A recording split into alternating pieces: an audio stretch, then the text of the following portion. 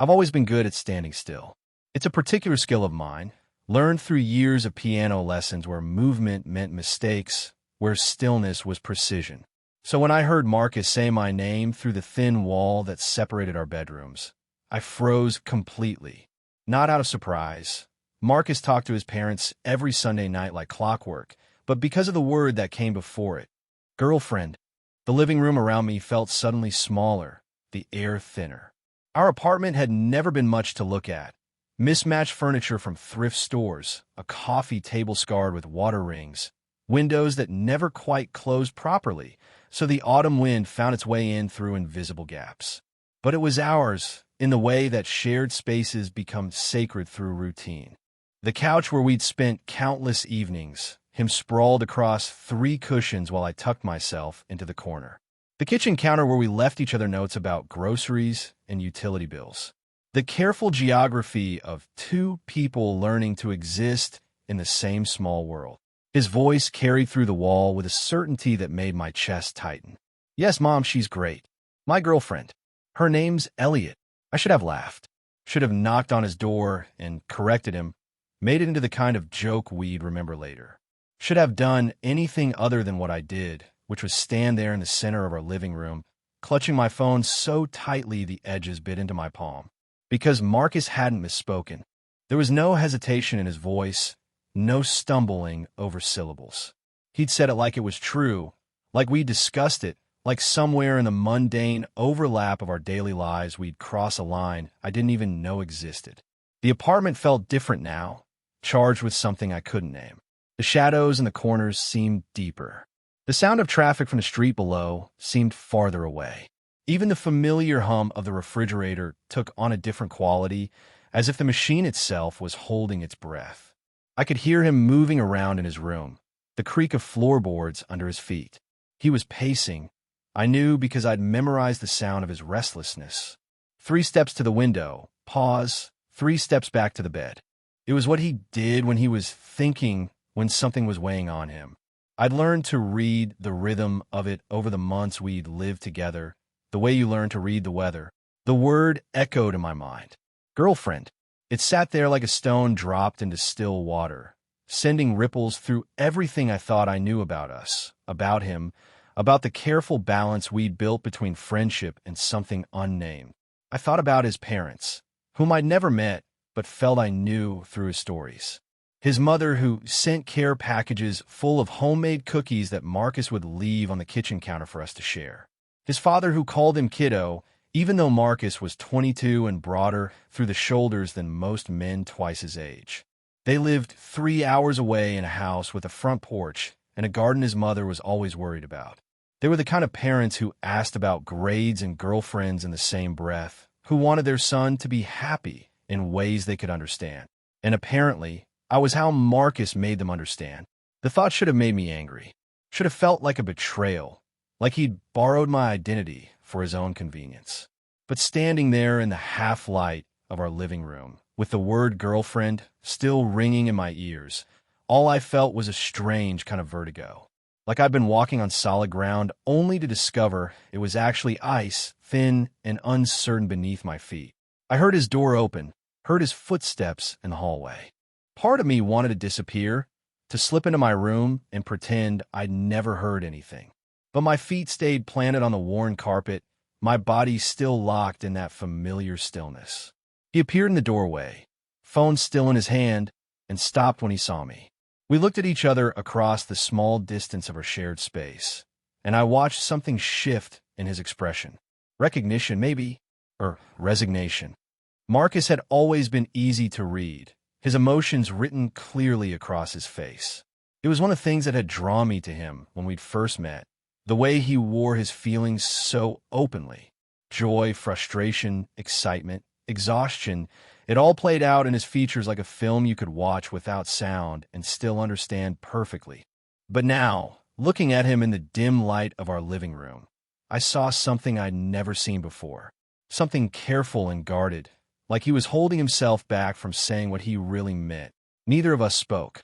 The silence stretched between us, filled with the weight of what I'd overheard and what he knew I'd overheard. Outside, someone's car door slammed. A dog barked in the distance. The world continued its ordinary rotation, while ours seemed to have paused entirely. I wanted to ask him why.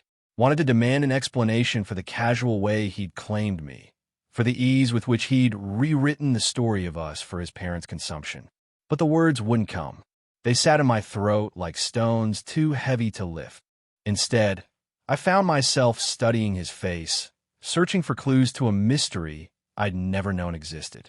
The way his dark hair fell across his forehead, perpetually in need of a cut. The small scar above his left eyebrow from a childhood accident he'd told me about, but I'd never really noticed before. The way his mouth was set in a line that wasn't quite frown, wasn't quite smile, but something more complicated. He was still holding his phone, I realized, still standing in the doorway like he couldn't decide whether to come into the room or retreat back to the safety of his bedroom. And for the first time since I'd known him, Marcus looked uncertain. The apartment around us seemed to pulse with unspoken questions. Every shared moment from the past 8 months suddenly took on new weight, new meaning. The way he'd helped me move my piano in, insisting we could handle it ourselves rather than hire movers. The nights we'd stayed up too late watching terrible movies, gradually sinking deeper into the couch until we were pressed together from shoulder to ankle. The morning I'd found him asleep at the kitchen table, his head pillowed on his arms, and had covered him with a blanket without waking him. Had those moments meant something different to him than they had to me? Or had they meant the same thing, and I'd been too afraid to see it? The word girlfriend sat between us like a bridge neither of us knew how to cross. It changed the air in the room, made everything feel closer and more distant at the same time. I could feel my heartbeat in my throat, could feel the careful walls I'd built around my feelings beginning to crack. Because the truth was, standing there in our dimly lit living room with Marcus watching me like I held the answer to a question he was afraid to ask, I realized that hearing him call me his girlfriend hadn't felt wrong. It had felt like coming home. The silence broke when Marcus cleared his throat and said he should probably get some sleep. I nodded, though neither of us moved. We stayed there for another moment, suspended in the strange new reality his phone call had created, before he finally retreated to his room. I heard his door close with unusual care, as if he were trying not to disturb something fragile. I'd lived in this apartment for 8 months, but suddenly it felt like foreign territory. Every familiar object seemed to be asking questions I wasn't ready to answer. The throw pillows we'd argued about buying. I thought they were unnecessary. Marcus had insisted they made the place feel like home. The stack of his textbooks on the coffee table, mixed with my sheet music in a way that had once seemed natural and now felt significant. The framed photo on the bookshelf of us at the campus farmers market, his arms slung carelessly around my shoulders, both of us laughing at something I couldn't remember. I was 21 and had never lived away from home before this. My world had always been small, carefully controlled. Piano lessons every Tuesday and Thursday since I was 7. A bedroom where everything had its place. Parents who believed in quiet accomplishment and keeping your head down. Moving into this apartment with Marcus had been my first real act of independence, and even that had happened more by accident than design. We'd met through the campus housing board, 2 names matched by an algorithm that promised compatibility based on sleeping schedules and cleanliness preferences. What the algorithm couldn't account for was the way Marcus filled spaces just by being in them, or how his presence would gradually reshape the careful boundaries I'd spent years constructing around myself. Marcus was a year older, a business major who played intramural soccer and had friends who called him by his last name. Everything about him was expansive, his laugh, the way he gestured when he told stories, how he could make conversation with anyone from the barista at the coffee shop to our elderly neighbor, Mrs. Chun. He was the kind of person I'd always observed from a distance, fascinating and slightly intimidating in his ease with the world. I spent my days moving between 3 places. Lectures in a music building with its practice rooms that smelled like rosin and old wood. My shifts at Vinyl Underground where I alphabetized records and helped customers find albums they half remembered. And this apartment where Marcus had somehow made me feel less alone than I'd ever been.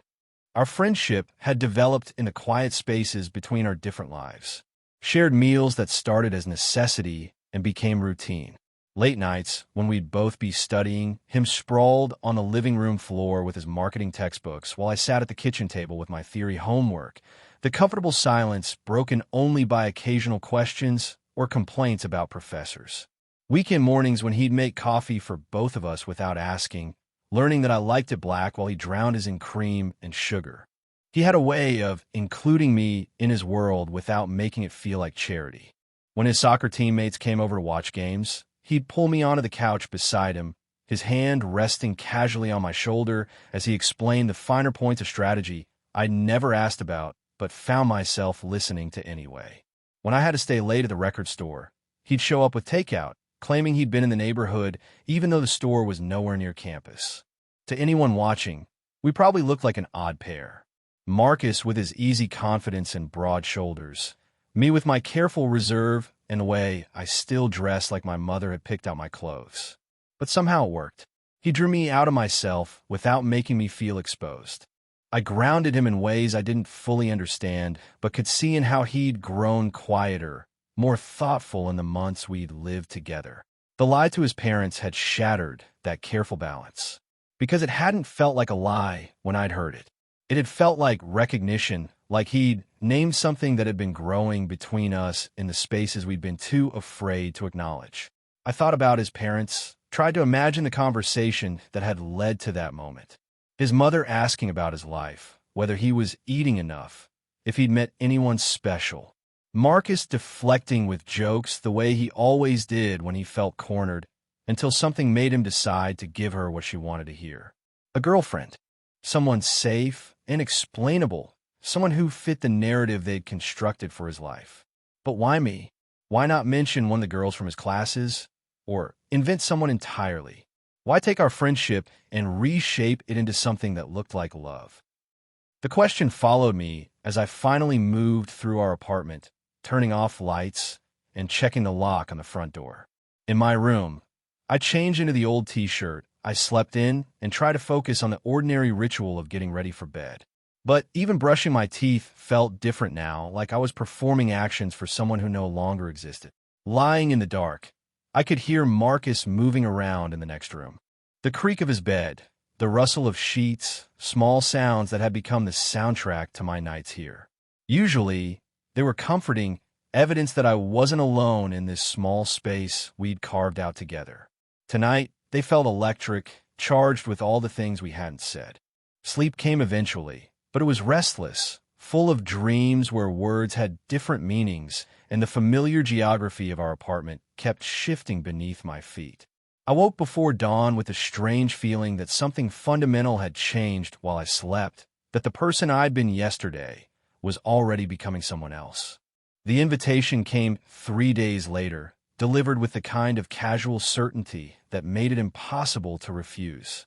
I was sitting at the kitchen table with my music theory textbook, trying to focus on chord progressions while Marcus made breakfast. The normalcy of it felt forced, him humming under his breath as he scrambled eggs, me pretending the weight of unspoken words wasn't pressing down on both of us like a physical thing. He set a plate in front of me, the eggs still steaming, and sat down across the small table. For a moment, we ate in the comfortable silence that had once defined our mornings. Then he cleared his throat in that particular way that meant he was about to say something difficult. "My parents want to meet you," he said, not looking up from his food. "They're expecting us this weekend." The fork felt heavy in my hand. I set it down carefully, the metal clicking against the ceramic plate louder than it should have been. "Us," he'd said. "Not you. Us." I told him we'd drive up Saturday morning. He continued, still focused on his eggs, as if this were just another piece of ordinary planning. "Stay the night, come back Sunday evening. It'll just be easier if you come along and play the part." Play the part. The words hung between us like a challenge, or maybe a confession. I wanted to ask him what exactly that meant, what role he expected me to inhabit in the theater of his family life. Instead, I found myself studying his face, searching for clues to a motivation I couldn't begin to understand. Marcus had always been direct about what he wanted. Pizza for dinner, a specific movie, plans for the weekend. But now he was asking for something that required me to step outside myself, to become someone I'd never been. His girlfriend. The words still felt foreign in my mind, like trying on clothes that belonged to someone else. I should have said no. Should have told him to call his parents back, explained that he'd made a mistake, that I was just his roommate and nothing more. But there was something in his voice that stopped me, an urgency that didn't match the casual way he delivered the invitation. As if this weekend mattered in ways he couldn't articulate. Against every instinct that told me this was dangerous territory, I heard myself agreeing. The drive to his parents' house took us through small towns and farmland, the autumn landscape painted in shades of gold and rust. Marcus had put together a playlist for the trip, songs that filled the comfortable silence between us. I watched the scenery change through the passenger window and tried to ignore the way my stomach tightened with each mile that brought us closer to our destination. He told me stories about his childhood as we drove. The tree in the backyard he'd fallen from when he was 10, breaking his arm in 2 places. The neighbor's dog that had followed him to school every day for a month until his parents finally convinced Mrs. Patterson to keep it leashed. His first soccer trophy, displayed on a shelf in his bedroom that apparently hadn't changed since he was 12. These weren't new stories. I'd heard most of them before, during late nights when conversation flowed as easily as breathing. But today they felt different, like he was preparing me for a test I didn't know how to study for. The house, when we finally arrived, looked exactly as I'd imagined it.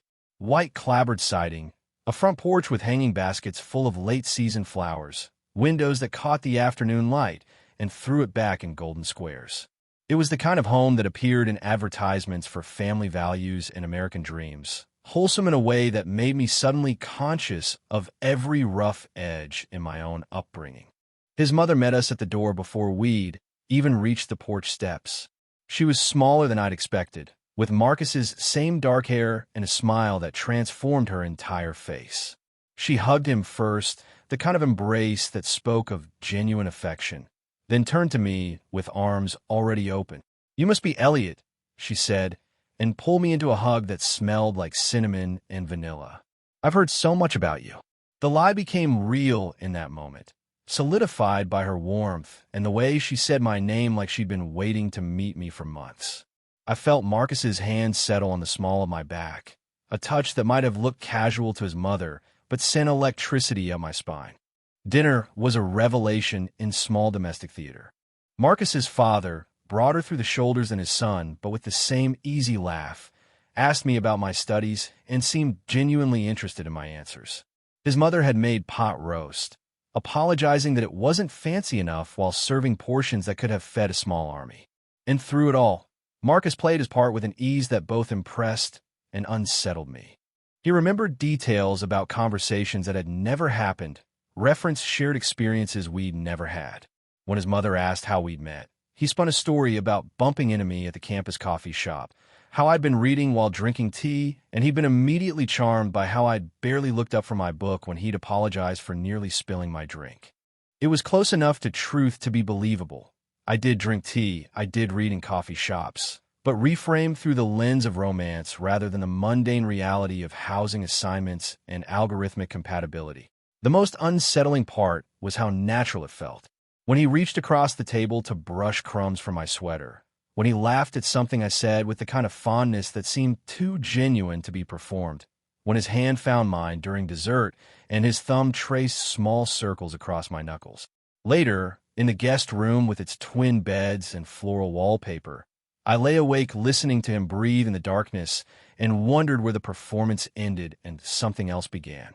The drive home Sunday evening felt different than the trip there.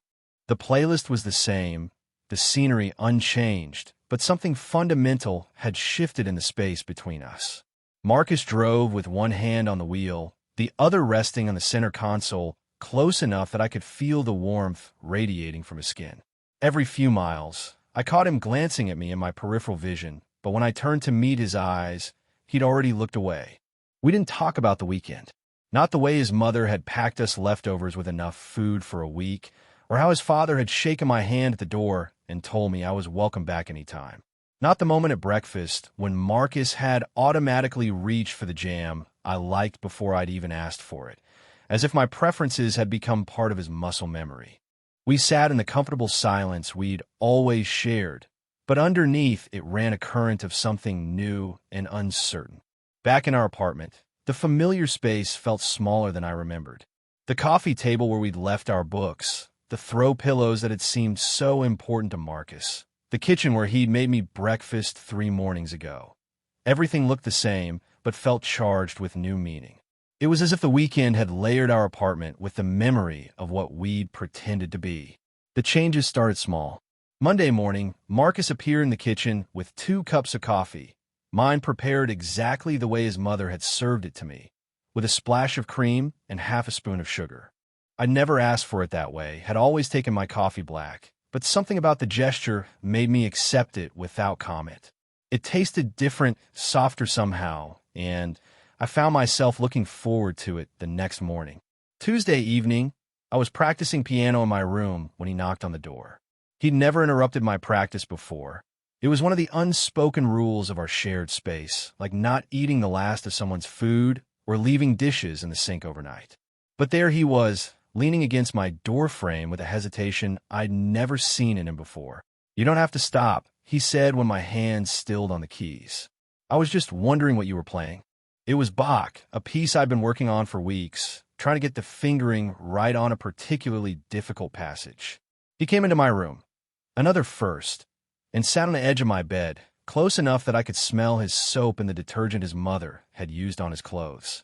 I played the piece through from the beginning, hyper-aware of his presence behind me, of how the familiar notes seemed to take on new weight with him listening. When I finished, he was quiet for a long moment. Then he said, "Your parents must be proud," and something in his voice made me turn around. He was looking at me with an expression I couldn't read, soft and curious, and something else I was afraid to name. "They don't really understand music," I told him, which wasn't quite true, but felt easier than explaining the complicated pride my parents took in my accomplishments. Proud but distant, approving but not particularly engaged. Marcus nodded as if this made perfect sense, as if he understood something about me that I'd never put into words. The conversation that followed lasted until nearly midnight. We talked about families and expectations, about the weight of disappointing people who love you. He told me about the pressure he felt to live up to his parents' image of who he should be, successful, settled, straightforward in ways that sometimes felt impossible to maintain. I found myself telling him things I'd never said aloud, about feeling like I was always performing a version of myself that other people could understand and approve of. It was the longest conversation we'd ever had, and the most honest. When he finally left my room, he paused in the doorway and said "good night" in a voice so gentle it made something crack open in my chest. The week continued to unfold in small revelations. Wednesday, I came home from the record store to find he'd started dinner without me, something he'd never done before. When I asked if he needed help, he just handed me a wooden spoon and asked me to stir the sauce while he chopped vegetables.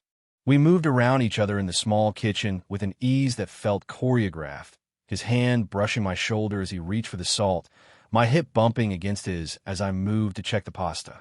Thursday night, we fell asleep on the couch watching a movie, and I woke up to find his arm draped over my shoulders, my head resting against his chest. I could feel his heartbeat through his shirt, steady and warm, and for a moment I let myself pretend this was normal, that this was what we'd always been. When he stirred and realized our position, he didn't immediately pull away. Instead, he tightened his arm around me slightly, as if testing whether I would stay or go. I stayed. Friday evening, he suggested we order pizza and watch something terrible, the way we always did on weekends. But when he settled onto the couch, he patted the space beside him instead of leaving the usual careful distance between us. I sat closer than I ever had before, close enough that our thighs touched, close enough that when he laughed at the ridiculous dialogue, I could feel the vibration through his body. Somewhere between the opening credits and the inevitable romantic subplot, his hand found mine. Not dramatically, not with any acknowledgement of what he was doing. His fingers simply slipped between mine as naturally as breathing, and suddenly I understood that we were no longer pretending. The breaking point came on a Saturday night in November, when the first real cold snap had settled over campus and our apartment's ancient heating system struggled to keep up. Marcus had gone to a party with some of his soccer teammates, the kind of loud, crowded gathering I'd never felt comfortable at. I declined his invitation to come along, claiming I had studying to do, though really I just wanted the space to think. The weeks since we'd held hands on the couch have been a careful dance of almost moments and unspoken questions. He'd started lingering in doorways when he talked to me, standing just close enough that I could count the freckles on his nose. I'd begun finding excuses to brush past him in the kitchen, to let my hand rest on his shoulder when I reached for something on a high shelf. We were moving towards something neither of us had named, and the tension was becoming unbearable.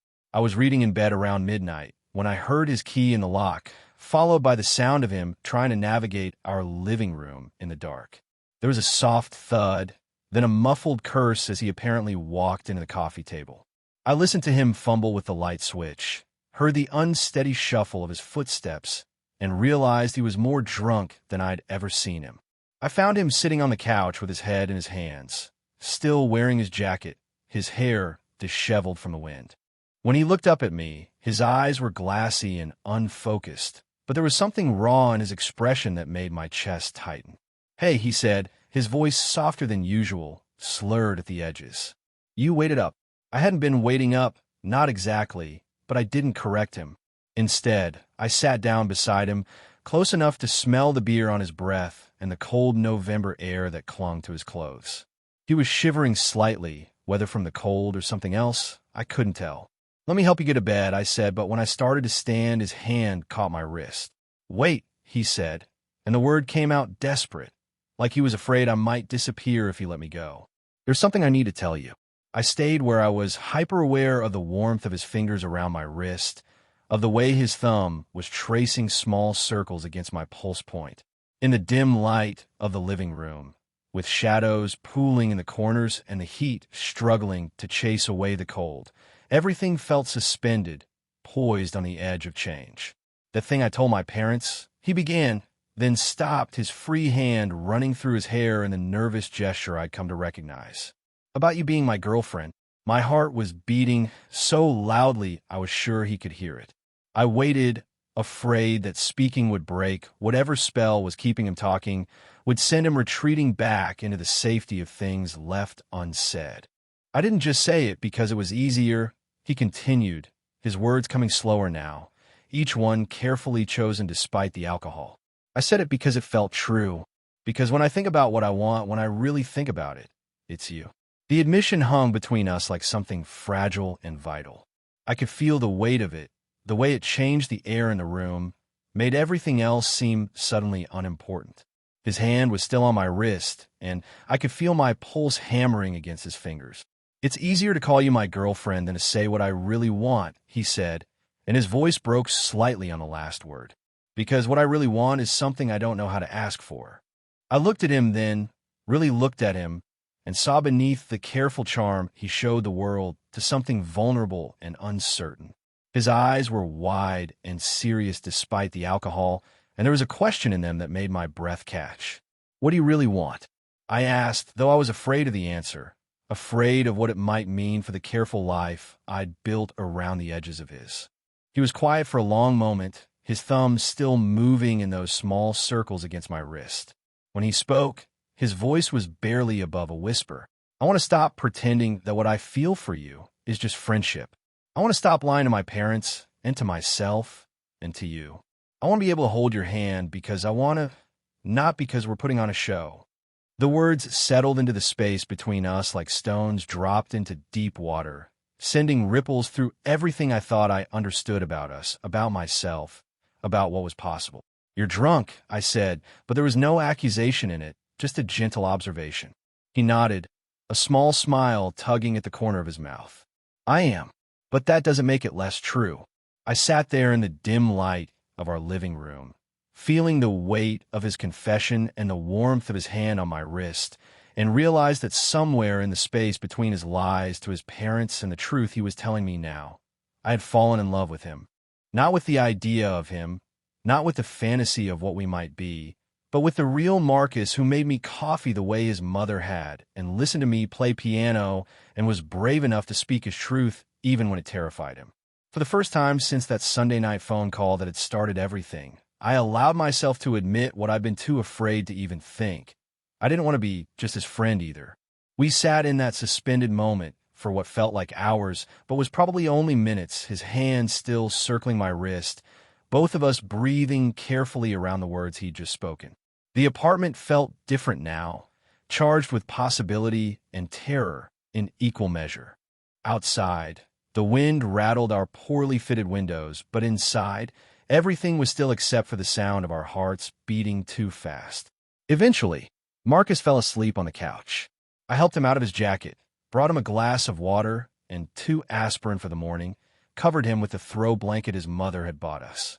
He mumbled something that might have been my name as I tucked the blanket around his shoulders, but his eyes stayed closed, his breathing already deep and even. I stood there for a long time, watching him sleep. His face was soft in the dim light, younger somehow, all the careful charms stripped away to reveal something more honest underneath. A piece of his hair had fallen across his forehead, and I had to resist the urge to brush it back, to let my fingers linger against his skin. The next morning came too soon and not soon enough. I woke before dawn, as I always did when something important was weighing on my mind, and lay in bed listening to the sounds of Marcus stirring in the living room. The soft groan of the couch springs, the shuffle of his feet on the hardwood floor, the careful quiet of someone with a hangover trying not to make noise. I found him in the kitchen 20 minutes later, standing at the counter with his hands wrapped around a mug of coffee, staring out the window at the gray November morning. He'd changed out of yesterday's clothes and showered, but there were dark circles under his eyes and a tension in his shoulders that spoke of more than just too much alcohol. When he heard me come in, he turned around slowly, and I saw something in his expression that made my stomach clench. It was the look of someone who had said too much in the dark and was now facing the consequences in daylight. We looked at each other across the small space of our kitchen, and I realized that this was the moment. Everything we'd built together over the past 8 months, all the careful boundaries and comfortable silences, had led to this, a choice that would either destroy what we had or transform it into something else entirely. "Morning," he said, his voice rough from sleep and the night before. "Morning," I replied, and moved to pour myself coffee from the pot he'd already made. My hands were steadier than I'd expected them to be. The silence stretched between us, not comfortable this time, but heavy with unspoken questions.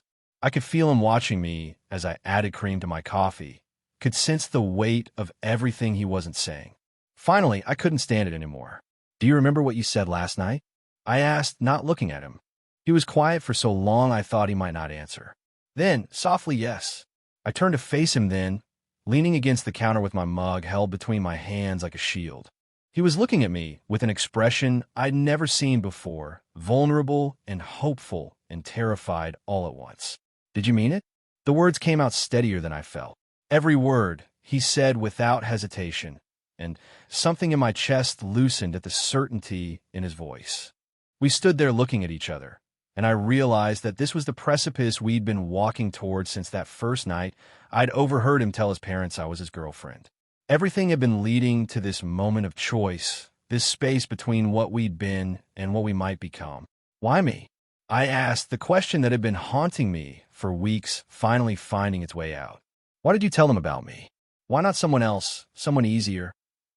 He set his coffee down on the counter and took a step toward me, then another, until he was close enough that I could see the flecks of gold in his brown eyes. Because when I thought about bringing someone home to meet my parents, when I tried to imagine sitting at that dinner table with someone who mattered to me, the only person I could picture was you, he said. "Because you're the one who knows how I take my coffee and which side of the bed I sleep on and the way I pace when I'm nervous. Because you're the person I want to tell when something good happens or when everything goes wrong." His words hit me like physical things, each one landing somewhere in my chest and taking root.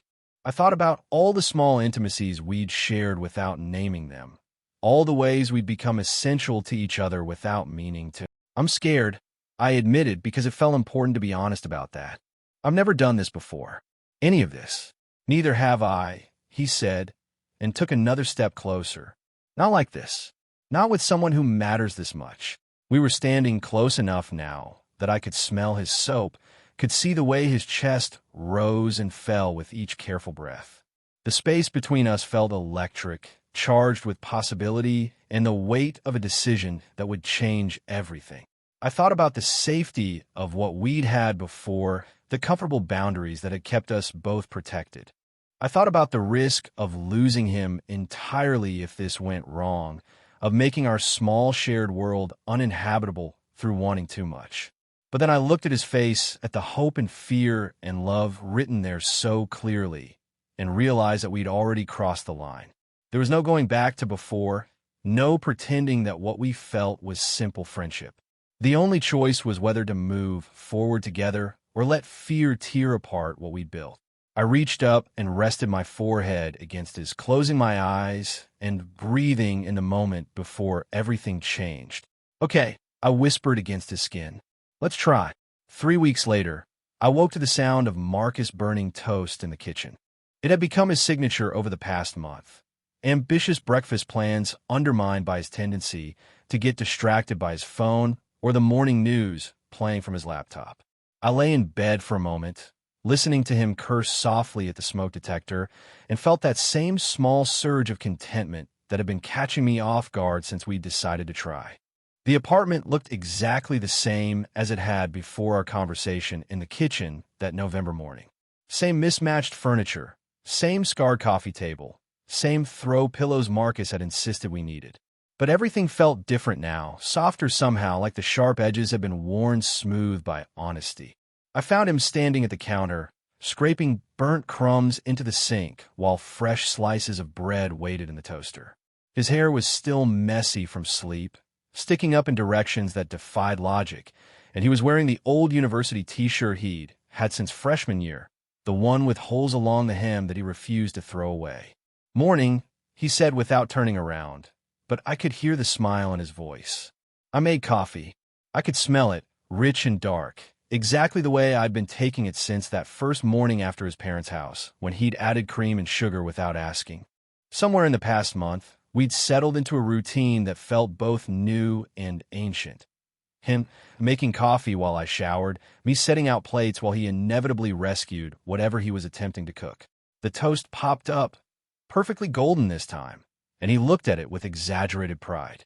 "Third time's the charm," he announced, spreading butter with the careful concentration of someone who took small victories seriously. We ate standing at the counter, sharing sections of the newspaper and comfortable silence. These quiet morning moments had become precious to me, unhurried spaces where we could exist together without the weight of defining what we were or what we were becoming. We were still figuring it out, still learning the geography of this new territory we'd entered together. Some things had changed dramatically. The way he touched me now, casual and deliberate at the same time. His hand on my lower back when he moved past me in the kitchen.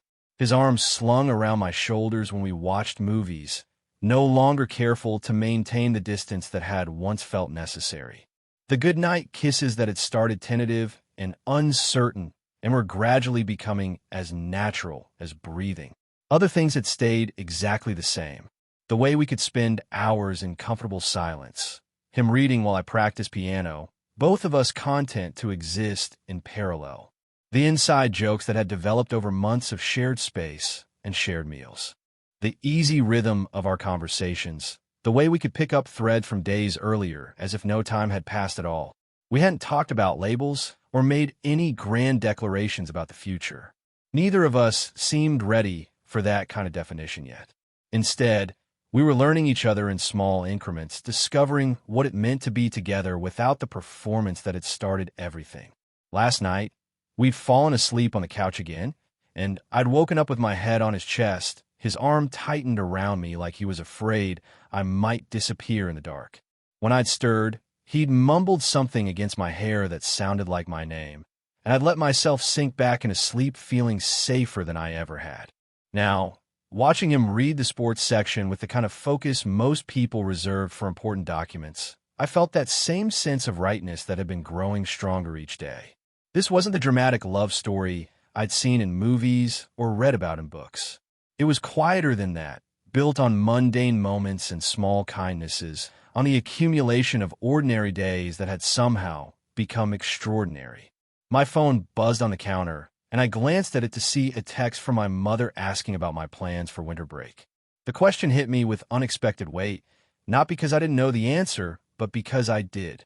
I wanted to stay here in this apartment with Marcus. In this life, we were still learning how to build together. Everything okay? Marcus asked. Noticing my expression, I showed him the text, and he read it over my shoulder, close enough that I could feel his warmth against my back. When he finished, he was quiet for a moment, and I could practically hear him thinking. What do you want to do? He asked finally. I want to stay here, I said, then hesitated. With you, if that's what you want to. He turned me around, so I was facing him, his hands settling on my waist with a familiarity that still surprised me. His expression was soft, serious in the way that meant he was about to say something important. I want that too, he said. I want all of it. The ordinary stuff and the complicated stuff and everything in between. I was about to respond when he moved to the refrigerator and pulled off a piece of paper that had been hanging there for days. It was a note he'd written in his terrible handwriting, a reminder about groceries that had somehow become part of our landscape. He handed it to me, grinning in a way that made his eyes crinkle at the corners. Don't forget milk, it read. And then, in smaller letters underneath, your roommate or whatever we are. I looked up at him, this man who had started as a stranger assigned by an algorithm and had somehow become the center of my carefully ordered world. There was still so much we didn't know about what we were building together, so many questions we hadn't answered yet. But standing there in our kitchen with morning light streaming through the windows and the smell of coffee and burnt toast in the air, I realized that maybe we didn't need all the answers right now. Maybe it was enough to know that we were figuring it out together.